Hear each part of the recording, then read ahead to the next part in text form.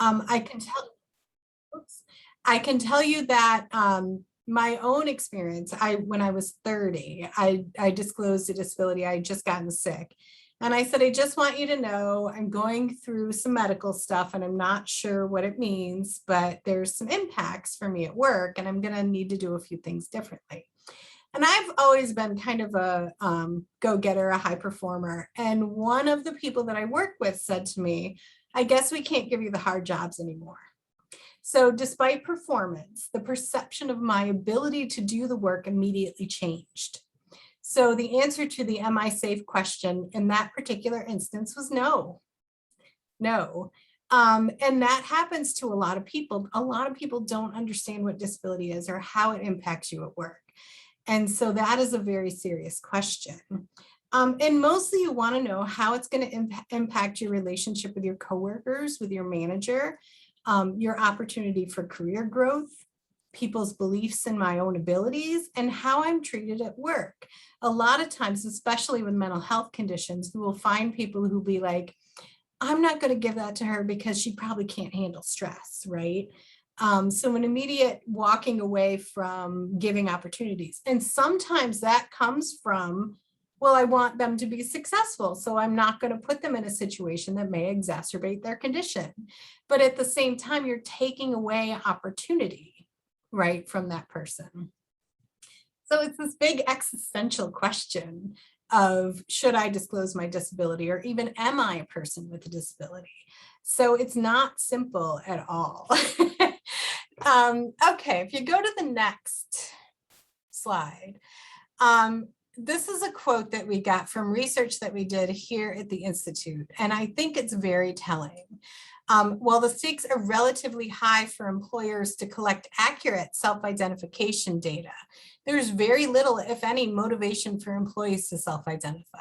Because really, what do your employees get if they tell you they have a disability? You know, it's not something where there's a reward for this. So you have, if you're a federal contractor, this obligation to get to that 7% mark of people with disabilities in each work group that you have. And for people with disabilities, it's like, well, if I'm safe, I'll tell them. And if I'm not safe, I won't tell them. And that's fine with me either way. So you have to kind of build that story around your company of why it's safe here to be a person with a disability. And here are the things that we can help you with if we know. All right, so go to the next slide. What we know about disability at work is that employees with disabilities are more likely to start in entry-level positions. They're more likely to stay in lower paying positions. They have fewer opportunities for career advancement, and they're paid less. And there's a couple of citations. This has been found a couple of different times in a couple of different studies. So if you go to the next slide, there's more bad news, right? Employees with disabilities report less favorable attitudes and experience, including perceptions of fairness. Oftentimes you hear things like, well, I don't get the same coaching or the same support as other people in my unit get. The fear of interacting with people with disabilities can really be a barrier to managers for giving that kind of performance coaching that everyone is supposed to get. They get less organizational support. They feel less fit with job and with coworkers, lower quality relationships with managers, less empowerment, and less engagement. So all in all, the news is not good. And this is not a problem of just federal contractors or just small employers. This is a problem kind of across the board in federal agencies and private employers. So if you go to the next slide, there are a lot of reasons for people with disabilities not to disclose or self-identify a disability. That was the risk of being fired or not hired, right? If they were in a hiring situation. The fear that the employer may focus on the disability to a greater extent than they probably should. A risk of losing health care, a fear of limited opportunities, feeling that their supervisor won't be supportive of them anymore, the risk of being treated differently, the risk of being viewed differently, even when there's no impact on the job and ability, right? So a lot of disabilities, it's there, but it doesn't impact the way that you work. And then other people just wanted to not share because they're private people. So there's lots of reasons not to self-identify. If you go to the next slide. Oh, sorry, that's a boring one. You can keep going. So we did a study with the National Industrial Labor Group, NILG, to look at self-identification strategies used by federal contractors. Is everyone familiar with the rules around federal contractors, or should I review those real briefly? I'll just look at chat real quick. Okay. Looks like people are fine, and I can do this. Just ask me if you want me to. So federal contractors have to get to that 7% number, right? That's the magic number. That's the goal. When we did this study in 2018, about 15% of the companies had a self-identification rate of 7% or higher, and the rest had less than 75%. So 85% of companies were well below where they needed to be. If you go to the next slide.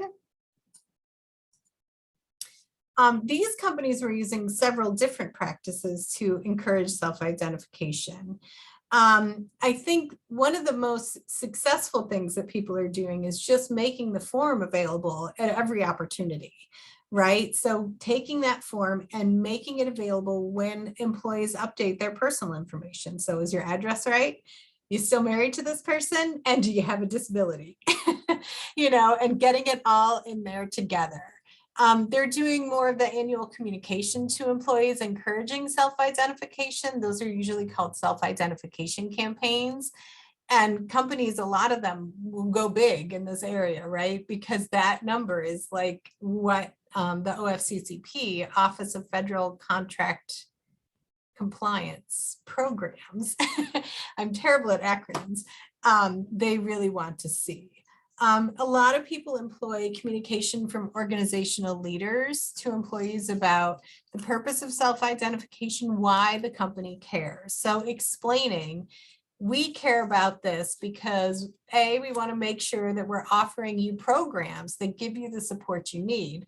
And B, because we have to track our success in building an inclusive organization, you know, in selling those messages from the top. 28% of them are doing formal self-identification campaigns. You've seen really good ones from like PepsiCo and other places like that who have talked about and advertised what they've done. Some are spotlighting successful employees with disabilities. That's part of the storytelling. And others are making self-ID part of the annual open enrollment process. So when you update your benefit selections, you also have the opportunity to update your disability status. If you go on to the next. So for self-identification campaigns, 43% were conducting a campaign every 5 years, and 23% were doing that annually. Most companies were at 1 to 2% people with disabilities. So they were really far off the mark. And only a third of companies have seen an increase in their data since implementation of the revised Section 503 regulations. So companies were still doing the work to establish themselves as an inclusive company. And that is work. I mean, to do it well, I don't know if you've seen the Earn Inclusion at Work framework, but it touches every part of your organization because every part of your organization sends a message. If your website's not accessible, are you really an inclusive organization? If you don't talk about disability inclusion, are you really an inclusive organization? And so every part of what you do carries that message. And so it takes time and effort to get to where you want to be. I spoke to a company recently who decided to take a look at all of their digital assets and say, you know, we thought about it. If we aren't thinking about accessibility for everyone at meetings, if we aren't thinking about accessibility for everyone in the materials we produce, if we aren't thinking about accessibility in our tools that we give to our employees, our resources, then we're not really an accessible organization, and took that kind of a comprehensive look to say, this is all of the work that we have to do. And so, yeah, it's a lot of work. If you go to the next slide. Ensuring opportunities for all is something that is really important. And you have to communicate that commitment to not only your employees, but also your customers, right?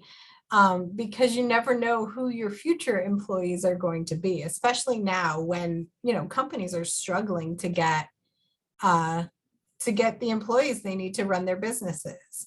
You need to include disability in your diversity statements and in your initiatives. You need to explain data collection and tracking. Here's how we're going to use this information. Here's who it goes to, you know, just so that everybody knows what's happening with the data once they share their own data point with you. And you also need to communicate company policy and process. This is for things like reasonable accommodation processes. If you're hiring, having somewhere on your hiring site of what to do and who to contact should you need something different. If you go to the next slide, really it's important to help employees to build success and offer those advancement opportunities. As we saw earlier in our data, people with disabilities often aren't given those opportunities to advance in their careers. I've seen people come into a career, you know, as one thing, and 25, 30 years later, they're still that thing. And while longevity is great, so is a career trajectory where you're actually gaining more duties and doing more things within a company. So make sure that you're offering inclusive professional and career development opportunities. And when there is success, to share those. And again, those employee resource groups or affinity groups or whatever you want to call them are great for helping you do that well. And in consideration of how the disability community talks about themselves. You go to the next slide. It's important to create a welcoming environment. And that means that you've talked to your managers about disability at work. You've educated all of your employees about why inclusion is important, and that it is not only important, but it's a company value. It's something that you believe in. You talk about measuring belonging and making sure that you know whether or not people feel like this is a place that welcomes them. And also you encourage input on what does and what doesn't work. Okay, so I see a conversation in chat. I'm just going to go to for a minute. The question was, if an employer wants only to achieve the 7%, does the form allow employees to self-identify anonymously? You know, the form is not, I mean, it's generally tied to you somehow in the system, because if it's not, then I could self-identify 1,500 times and the company could get to 17 or 7% on me, right? So the data is tied to you. The idea with the self-identification data is that the only one who holds that data is the diversity and inclusion, or whoever is doing the AAPs. So it's not really possible to say, I'm not going to tell you who I am, but I'm going to self-identify as having a disability, because then it's impossible to track the data in any kind of reliable way. So that's why it's so important, as Ang said, to talk about why you collect it and what you do with it and how you use it. So it can't be anonymous, but it is confidential. Does that make sense, that distinction? I hope so. I can't see you, so I'm just going to assume yes. Okay. If you go to the next slide. Supporting health and wellness. This is really something that is kind of an important but super subtle message. Make sure that when you offer activities for the community, that you're thinking through, how will all of my employees participate? Include multiple options for wellness incentive participation. So not everyone is going to be able to go out and walk 5 miles a day. So what other things, is kind of be bike riding for someone with say something like rheumatoid arthritis, bike riding is the only way they'll be able to get out and do 5 miles a day, right? So make sure that when you're even framing wellness initiatives, that you're thinking about the whole of your employer community. Include statements of non-discrimination and follow up. One of the companies we work with, we have this thing called a just-in-time toolkit for employees. And they were talking about all the great things they did for inclusion. I said, if you really want to make a statement about including people with disabilities, you have to give them a way to say, this happened and it wasn't okay, where they know that action will happen. Because so often some of those complaints become just complaints and no one does anything about it. And I was so proud of them because they actually put in their communication, here's who you call, and then here's the process. And it was such an amazing thing to see a company understand the importance of follow-up and giving people voice. Voice is something I think that's incredibly underrated in the business community. You can't obviously act on every piece of information that you get. But if something becomes a pattern, or if something is significant and you need to pay attention to it and you don't have voice, you have no way to know that. And there's a lot of ways to get voice, but I think it's a really important component. Also, you want to talk about benefits like employee assistance programs, mental well-being initiatives, and other wellness offerings when you talk about being an inclusive company. Those are all things that help people succeed. There's been times in my life, with my disability where I'm just tired and I can't do anymore. And I just need to say to someone, I'm just tired and I can't do anymore. Whether or not they can help me, just to have that outlet to go in and talk to someone means that I know that my company will support me should I need it. And I, of course, no, I didn't. Okay, go to the next slide, please.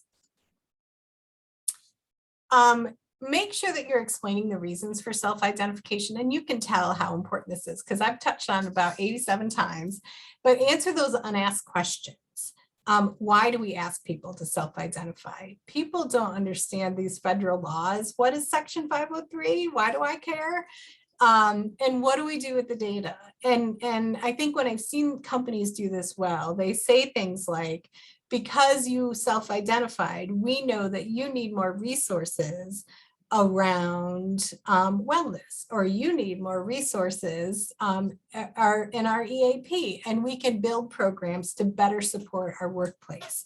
So really making sure that you are communicating how you use the data, not just for identifying gaps in recruiting, hiring, retention, and promotion of people with disabilities, but as a target for future diversity efforts, so you know where to target your energy. Because I think that's a really important thing for people to understand, that you collect data to build a better workplace, right? And if no one shares their data, you can't build a better workplace. So really giving them the incentive that they need to understand why it's important for them as a person to self-identify. So if you go to the next slide, what does data do, right? That's the ultimate question for non-data people. Data measures progress toward a goal. We can't tell if what we're doing in recruiting and hiring is successful if we don't have data. And it also allows planning for initiatives that would benefit those employees, right? So emphasize that the information is used to build budgets, right? For those disability-related or inclusion-related activities. To set budgets for reasonable accommodation, to set a budget for the disability ERG. That information, accurate information, will really help your business provide the right supports to the people who need them. And make sure that you include a statement on the self-identification form, or with the self-identification form, right? Because you have to use the OFCCP form if you're a federal contractor, explaining the company's desire to diversify its workforce to support all employees equally, and to learn more about employees to assess whether efforts to recruit and retain people with disabilities are effective. I think a really important resource for an ERG is to assign that ERG, the disability ERG, a key role in communicating the importance of self-identification. And you might even do that during the onboarding process, right? So it's a continual messaging from people with disabilities within the company who are willing to share that information. If you have a leader who can share messages about disability inclusion, who has personal experience, even better. People really want to see it from the top down and from the bottom up. So if you go to the next slide. Ensure people's privacy, explain the data is for statistical purposes only, that it's viewed only in aggregate. So they're not going to go in and look at individual employee records and say, yep, nope, yep. They're just looking at data as a whole for the company.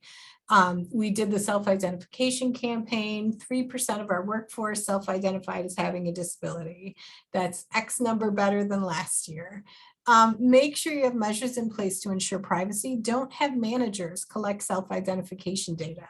Automate that if you can, so that it really truly only goes to the people who need that for reporting purposes. And also ensure that your systems support privacy and confidentiality.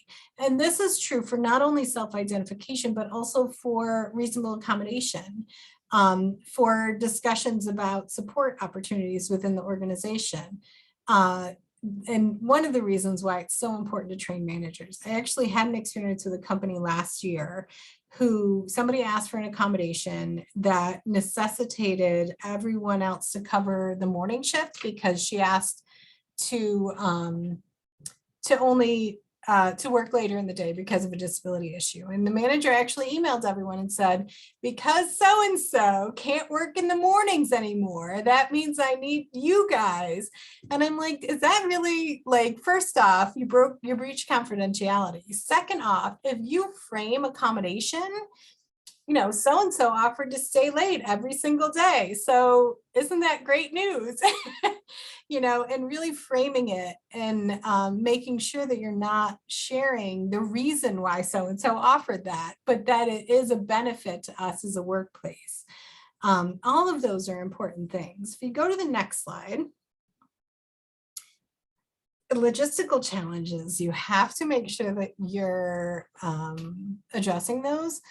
People don't always love the OFCCP form, but the OFCCP form is what you have to use. So make sure that access to that form is easy, that it's in your workload and your systems processes.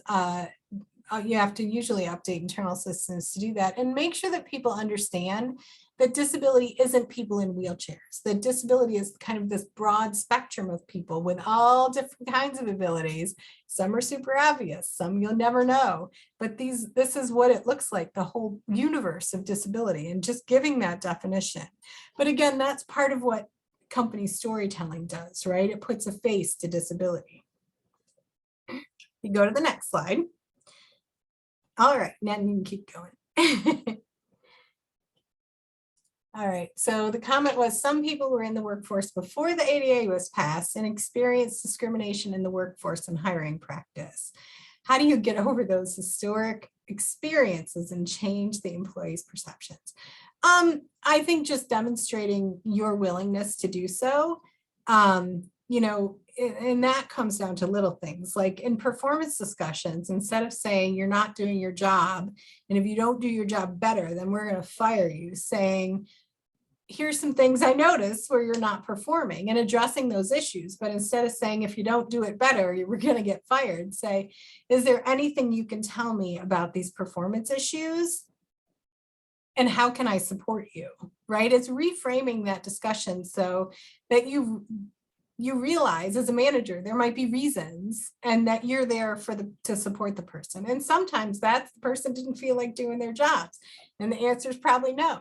And sometimes it's because they have a new or emerging disability issue that they're having trouble coming to terms with and need an accommodation that they're afraid to ask for. But opening doors like that, opportunities for people to identify themselves as a person with a disability, and messaging that your organization wants to be disability inclusive, and here's all the stuff that you do to make that happen, can be really important in changing perceptions. Some people, you'll never change their mind, but the best you can do is the best you can do in demonstrating that you are committed to disability inclusion. All right, so if you go, okay, we're already there, don't change. What are inclusive cultures? And really, workplace cultures that are inclusive are workplaces where someone can feel like, if they choose to, they can come as their whole selves, right? I don't have to compartmentalize who I am. I can come and I can say, man, I'm having a really bad day today, so here's what I'm going to do. And no one's going to be like, oh, Wendy can't do this. Forever and always, Wendy's having a bad day, I'm going to support her today. Tomorrow, she'll support me. Inclusive organizations value diversity and recognize that each individual makes unique contributions to the team, right? That's the value of diversity. We know diverse organizations perform better, that they make more money, because when you have a group of people with disparate viewpoints coming together, bad ideas don't get out the door because someone says, yeah, that's a bad idea. And let me tell you why. Right? So you've thought through all those things before they get out the door. Inclusive workplaces do a lot of different things. They offer equal access to workspaces, to events, to information and communications, to collaborative work, to coaching, to support. People, all people get equal access to that. And that is so often not the case. Simple things like an office party, one of your party can't go to because they can't do stairs and there's no elevator. Simple things like I can log on to my HR benefits portal at any time I want to and take care of everything by myself. But someone who's blind can't because the system isn't accessible, or there's accessibility traps in there where their jaws is going to get stuck and no one's evaluated that. If you go to the next slide, and I know my time's running out, and so I'm trying to hurry. The role of leaders. I think really inclusive leadership or inclusive culture begins with leadership. Your top executives, your board of directors has to establish inclusion as part of who you are as an organization. If managers feel like you are doing compliance, right? You're doing this because the law says you have to. Their commitment to inclusion and to hiring people with disabilities and keeping people with disabilities and coaching people with disabilities falls off markedly, right? My company does this because they don't have a choice. And I don't want to be a part of something we don't have a choice about. But if you believe in it, if it's part of who you are, then people are like, well, I want to be part of who this company is, and I want to do a good job. And so setting that mindset that it's a company value, that it's part of who you are is really, really important. So just some things to think about. Organizational leadership must champion an inclusive culture as a corporate value. Frontline leaders, including human resources, must ensure that the value of inclusion becomes part of the everyday within the company. So that means that you just don't have a message from the CEO on your website, but that you talk about it every day. Okay, we're hiring this person. What outreach have we done to diverse communities? What outreach have we done to people with disabilities? What have we done to change the face of our standard candidate, right? To make them look different from everybody already here. And how do we ensure continuity of message? You have to educate all employees about the importance of a workplace that is inclusive of people with disabilities. It's not enough to be committed. You have to then communicate. It's really a critical piece of the pie. And if you're not doing it, you probably aren't going to be very successful in building an inclusive work environment. So go to the next slide. Clearly state why you're committed to including people with disabilities. So it can't be just like we're committed to including people with disabilities. That has to be we're committed to including people with disabilities because, and go through your company's personal business case. whether that be because you feel diversity is important and you think that people with disabilities are an undervalued resource, whatever that is, and make sure that you articulate it in a way that the people who do the work of your business every day understand that and can operationalize it, right? Make sure you're highlighting the efforts that you take on. Lay out your initiatives that are designed to increase diversity and make sure that policy supports the effort, right? If you say we're going to do something and there's no process and there's no policy, chances are you're not going to be overly successful. So make sure that you define that process, include information on how diversity efforts will roll out and who to go to for support. So let's say that you have a hiring initiative for people with disabilities and you don't teach your managers even the basics of how to interact with people with disabilities. So the whole interview is uncomfortable. Nobody wants to be there. People are thinking, I would never work here, the interviewee, and the interviewer is going, this will not work. I can't even talk to this person. You have to do the work behind the work to make sure that people are going to feel included. And finally, reinforce non-discrimination. Reaffirm that employees and applicants with disabilities will not be harassed or discriminated against or spoken up against or even made to feel uncomfortable because they filed a complaint or participated in an investigation. But then just in the day-to-day stuff, the subtle discrimination that can occur where people are just not included. Make sure that you as a manager are saying, if the group goes out to lunch, then the group goes out to lunch. And making sure that one or two people are not always left on the sidelines. Because a lot of business happens at those informal meetings and sidelining people can have very significant consequences just in those little ways. And you can't make people like each other, right? That's not going to happen. But you can say, I'm scheduling a lunch as a manager and everyone's going to go. And I'm going to make sure where we're going is somewhere that's accessible to all of my employees. And I'm going to make sure that I include everyone in my communications and my conversation at that event. So the next slide, oh, I did it to you, Joe, you knew I would. So go this slide and then the next one. Sorry. Make sure that you're actively seeking input from your employees. Make sure you evaluate your efforts to increase disability inclusion or diversity. Make sure you define input mechanisms to give people voice and make sure that you give kudos and praise to managers or HR people or recruiters or whoever it is within your organization, coworkers even, who do it well. Not in a way that's patronizing to the person with a disability. Oh, you're so great. You took Susie to lunch every single day. Wasn't that nice of you? But no, you offered Susie mentoring and support so that she felt included within the organization. So again, making sure your messaging demonstrates the value you see in including people with disabilities. So if you go to the next slide, I think the essential question to all this is what is the everyday lived experience of employees within your organization? And the only way you can learn that is through voice, right? People at the top don't hear things if they don't have a clear way that people can tell them, even confidentially, what is it like to work here, right? So I think that's an important point. Okay, go to the next slide. We talked some about ERGs. ERGs can really provide a continuous feedback loop between employees and leadership. Make sure if you start an ERG, and EARN has resources about how to do this whole ERG thing, provide clear charge and goals to the ERG so they know what their job is.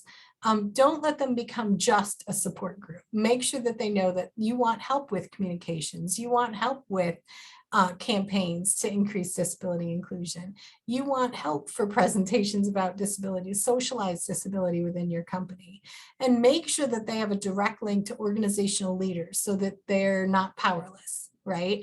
The worst thing you can do is give people a clear charge and then give them no power to implement whatever it is that they're given charge over. If you go to the next slide, to make sure that you can keep up the good work that you're doing, is charge a team of executives and managers and employers with and without disabilities to support your efforts. It shouldn't all be on people with disabilities. It needs to also be on HR. It needs to also be on leadership. It needs to also be on managers to do disability well in the everyday in your organization. And make sure that you're ensuring accountability and sustainability of inclusion efforts. We've all heard what gets measured gets done, right? So make sure that you have those measures in place.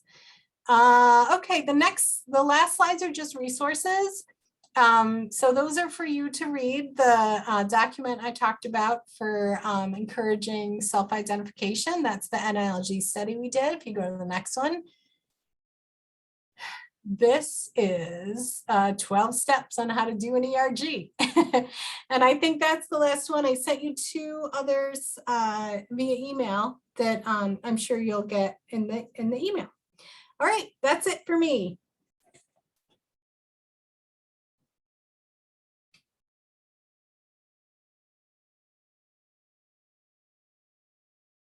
You're muted, Ange. Thank you so much. My goodness. We do plan on sending those resources that you sent us to everyone after today's session. But thank you so much. That was just so full of wonderful practical information based on your experience with companies who do it well and have had successes. And it's really good, also a wonderful reminder for companies that have been doing this for a while as well and have some processes in place. So what I wanted to do was just see, we just have a couple minutes and we don't have to use all the time, because I know everybody's busy, probably running to back-to-backs. But are there any questions that you have for Wendy that you want to post in chat before we kind of wrap up here? Well, we're taking questions. I ruined it for you because I took the questions. Oh, I'm glad you did. No, that was perfect. That was absolutely perfect. Yep. Just trying to see if anyone else has something that they wanted to add in. Well, and I will say, if anyone has questions in the future or needs resources, you can email us at askern@cornell.edu to ask our TA team questions, or you can check out askern.org online. Okay. To get resources. Yeah, the EARN.org, in fact, our accommodation specialist here at Guidewell Florida Blue was extremely impressed. She was like, that's the best website I've ever seen. Your EARN website. So highly. Yeah, we're actually relaunching. So okay. we redid it. So yeah, we'll be launching that next month. Oh, good. I'll let her know. Well, Joey, if we want to go ahead and go back to our deck here, we'll wrap up and just let people know who our board members are from Disability in North Florida. Wonderful. Thank you so much. You know, getting involved with Disability in North Florida is a great way to connect with local colleagues on the topic of disability inclusion and to learn together and share best practices, just like we've done today with Wendy. And so I just wanted to highlight the local companies that are on our board here. Amazon, the Federal Reserve Bank, Florida Blue, Flagler Health, Dynamic Corporate Solutions. And we're so excited that Kellen Baker has recently joined us representing RSNH. And we really encourage anyone else who's interested in getting involved. We're looking for board members, and we'd love to include you moving forward and in our planning for 2022. We're going to be doing that soon. And so if you have any ideas for topics that you'd like to see right now, I think we're probably still planning to do this virtually in 2022 because it's worked well, and the Able Trust has been so wonderful to partner with us in getting this valuable information out to everyone. Please drop us a line or respond to the survey that we'll be getting out soon as well. But thank you again, Wendy. Thank you, Joey. Thank you, Allison, and then the entire board of disability in North Florida. Thank you. And we hopefully will see everybody in 2022, if not before. Thank you so much.